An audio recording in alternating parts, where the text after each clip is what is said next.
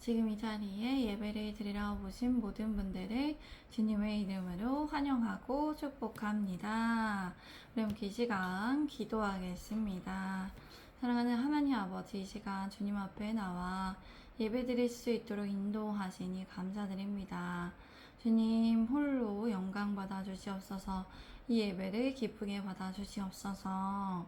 주님을 의지합니다. 사랑하는 하나님 아버지, 이 시간 하나님 말씀을 듣는 우리에게 성령님의 지혜와 은혜로 함께 하여 주시옵소서. 주님, 그리하여 하나님 말씀 듣고 깨닫는 순종하는 우리 되게 하소서. 감사드립니다. 주님 사랑합니다.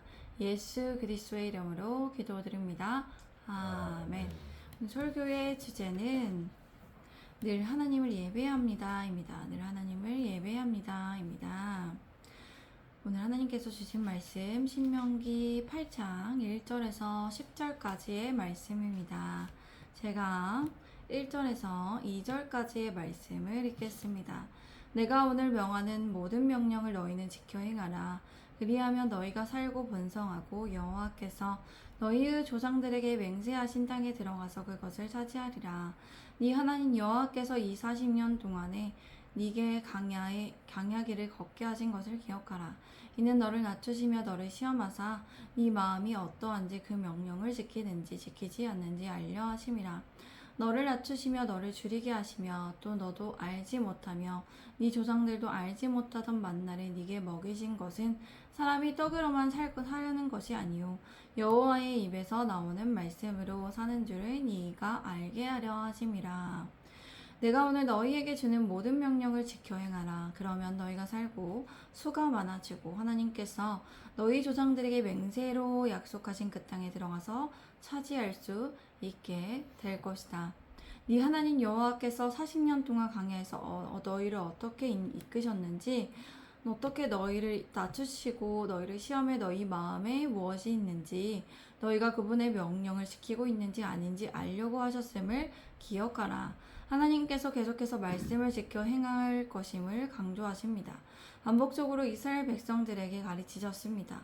그들이 하나님의 말씀을 지켜 행해야 하는 이유는 분명하게 여러 번 반복적으로 알려주셨던 것입니다. 그들이 하나님의 말씀에 따라 지켜야 하지만 그들은 살 수 있습니다. 그들은 수가 많아질 수 있습니다. 그들은 약속의 땅에 들어가서 축복을 누리며 살아갈 수 있습니다. 그런데 하나님께서 그들이 가나안 땅에 들어가기 전에 그들을 낮추시고 시험하셨습니다. 여기에서 낮춘다는 것은 어떤 뜻일까요? 낮춘다는 것은 억압하다, 복종시키다, 겸손하다라는 뜻입니다. 그들은 고난의 결과를 통해서 겸손을 얻게 되었습니다. 그들이 겪은 고난은 몹시 슬프게 탄식하는 재앙과는 달리 자신을 돌아보게 하고 하나님을 향한 회개로 이어지게 하는 연단이었습니다. 하나님께서는 그들에게 강야 생활을 겪게 하셨습니다. 이렇게 하심으로써 그들에게 복을 주시기 원했습니다. 그렇기에 그들에게 주어진 고난은 하나님의 은혜로 봐야 합니다. 그들이 겪게 된 고난으로 인해서 그들은 하나님을 온전히 섬기며 순종하는 계기가 되었기 때문이에요. 하나님께서는 이스라엘을 시험하셨습니다. 역경이나 고난을 통해 그들을 시험하셨습니다.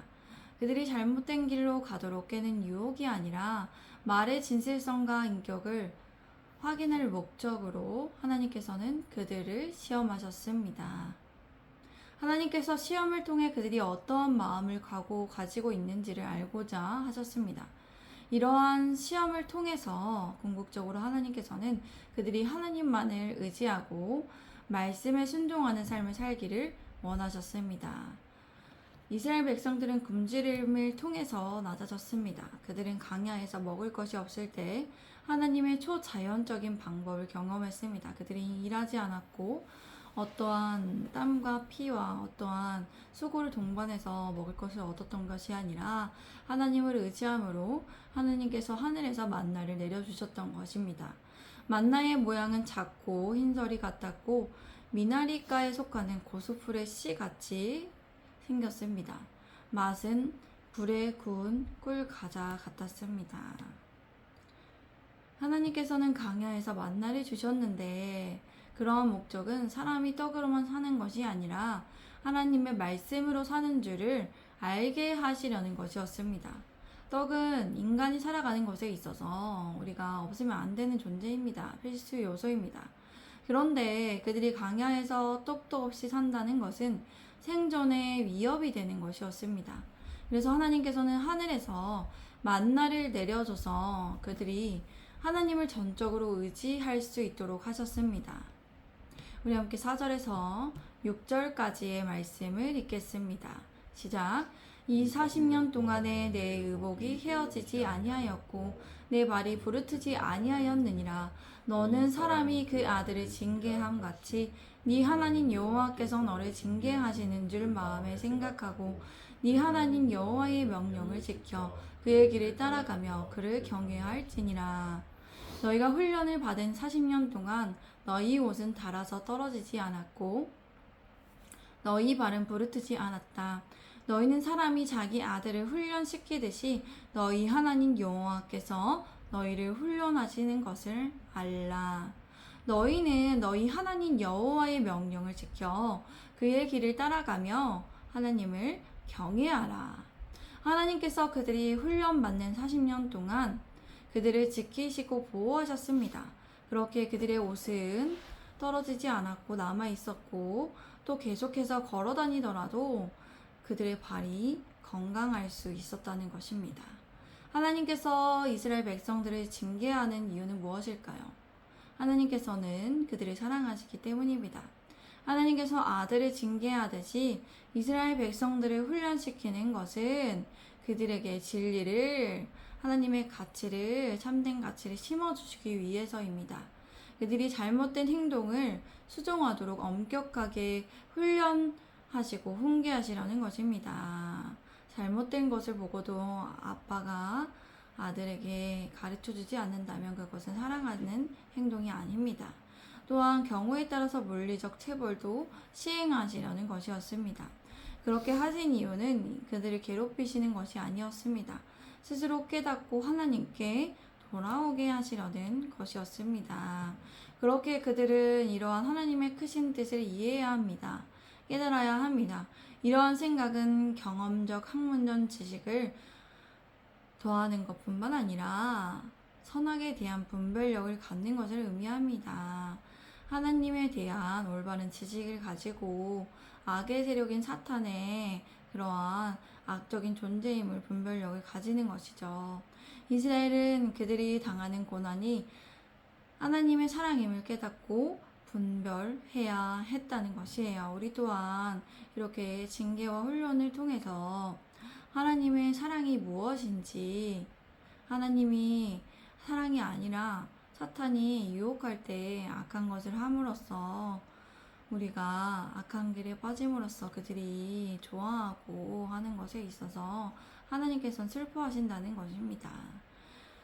그들은 하나님께서 그들을 겸손하게 하시고 훈련하심을 통해 하나님의 말씀을 지키고 따라가며 주님만을 경외해야 했다는 것입니다. 겸손하게 하시고 하나님께서 훈련하시고 낮추신 것에는 하나님만을 따르고 경외하도록 하는 거예요. 우리 또한 그러하죠. 우리가 결혼하고 10년 동안 돌아보면 하나님께서 우리를 훈련시키신 것을 우리가 볼 수 있습니다. 우리가 잘못한 것에 대해서 하나님께서 징계하셔서 우리가 그릇된 길로 가지 않도록 인도하셨다는 것이에요. 우리는 이러한 훈련을 통해서 하나님만을 경외하고 어떤 일이 있어도 정말 세상의 기준이 아니라 하나님의 말씀에 따라 지키고 따라야만 하는 것을 깨달아야 한다는 것입니다. 아시겠죠? 우리 함께 7절에서 10절까지 말씀 읽겠습니다. 시작. 네 하나님 여호와께서 너를 아름다운 땅에 이르게 하시나니 그곳은 골짜기든지 산지든지 시내와 분정과 샘이 흐르고 밀과 보리의 소산지요 포도와 무화과의 석류와 남낫나무와 꿀의 소산지라. 네가 먹을 것에 모자람이 없고 네게 아무 부족함이 없는 땅이며 그 땅의 돌은 철이요 산에서는 동을 캘 것이라. 네가 먹어서 배부르고 네 하나님 여호와께서 옥토를 네게 주셨으므로 말미암아 그를 찬송하리라. 너희 하나님 여호와께서 너를 좋은 땅과 시냇물과 샘물이 있고 골짜기와 언덕과 냇물이 흐르는 땅에 들여보내실 것이다. 그 땅은 밀과 보리가 있으며 포도나무와 무화과 나무와 석류가 있으며 올리브 기름과 꿀이 나는 땅이다. 이런 것들이 굉장히 사람을 풍족하게 합니다. 먹고 건강하게 하죠. 그 땅에서는 너희는 부족함이 없이 빵을 먹을 것이며 너희가 그 안에서 아무것도 모자라는 것이 없을 것이다. 그 땅의 바위들은 철이고 너희는 산에서 청동을 캘 것이다. 엄청났습니다. 이러한 재물들이 너희가 먹고 배부를 때 하나님께서는 너희에게 주신 기름진 땅으로 인하여 너희는 무엇을 해야 한다? 하나님을 찬양해야 한다는 것이죠. 하나님께서는 빈곤과 부족과 결핍으로부터 그들이 가난했던 그런 이스라엘들을 해방하셨어요. 그리고 그들을 풍요롭게 앞으로 하실 것입니다. 광야에서 그들이 궁핍함을 견뎌왔기 때문에 그들에게 있어서는 하나님의 이러한 말씀의 예언은 굉장히 큰 소망이 된다는 것입니다.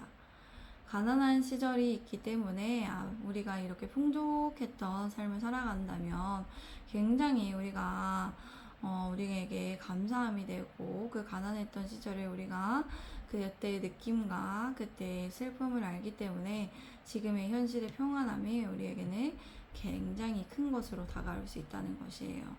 그렇게 그들이 하나님의 말씀을 지켜야 행해야 하는 이유를 분명히 인식해야 하는 것이에요.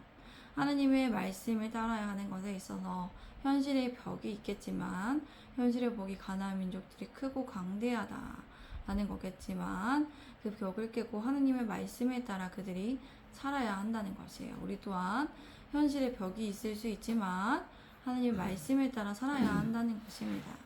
그래서 정말 그들이 좋은 땅에서 먹고 배부를 때 무엇을 하라고 했죠? 하나님께서 먹고 배부를 때 하나님을 잊어버리라 했나요? 하나님을 찬양하라 했습니다. 하나님께 감사함으로 찬양해야 합니다. 우리 또한 그러합니다. 우리가 10년 동안 굉장히 어렵고 힘든 세월이 있었습니다. 하나님께서 우리를 낮추시고 겸손하게 하셨고 훈련하심을 통해서 우리가 고난을 통해 성장했습니다. 그리고 잘못된 길로 가지 않도록 이끄심을 통해서 우리가 그릇된 길로 가지 않고 하나님 안에서 영적으로도 지금 좋은 길을 갈 수 있도록 하나님께서 이끌어 가고 계세요.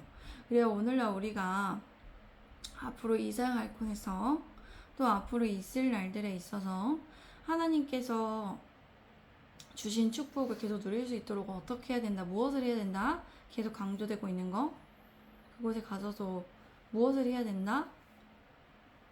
하나님의 말씀을 지켜 행하며 살아가야 한다는 것이 잊으면 안 됩니다. 계속 또 나올 거예요. 신명기 내내 나올 겁니다.